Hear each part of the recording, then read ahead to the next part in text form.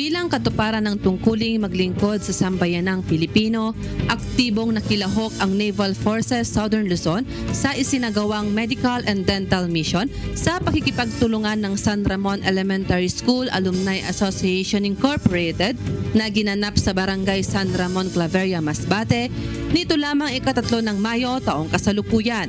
Kabilang sa mga aktibidad na pinangunahan ng naturang asosasyon, katuwang ang Diyos Mabalusco Foundation Incorporated, Ako Bicol Party List at ang lokal na pamahalaan ng nasabing bayan ay ang pagbibigay ng serbisyong pangkalusugan sa mga residente.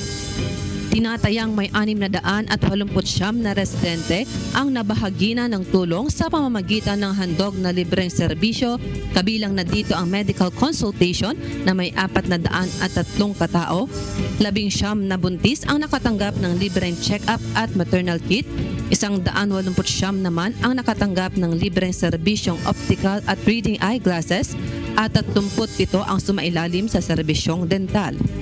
Sa kabilang banda, 10 wheelchair at 1 saklay naman ang natanggap ng mga person with special needs.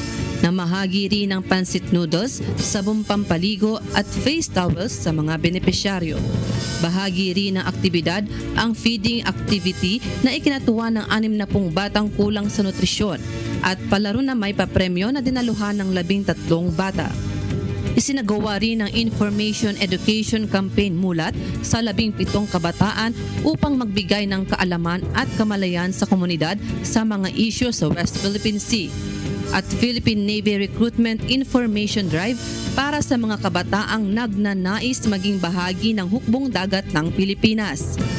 Ang Philippine Navy sa Kabikulan ay patuloy na makikilahok sa mga aktibidad hinggil sa serbisyong pangkalusugan bilang patunay ng kanilang patuloy na suporta at malasakit sa kapakanan ng bawat mamamayan, lalo na sa mga komunidad na higit na nangangailangan ng tulong at serbisyo. Mula rito sa Barangay San Ramon, Claveria, Masbate, ako si Seaman First Class Journalist Victoria Alamil, Philippine Navy, nag-uulat para sa Balitang Navforson.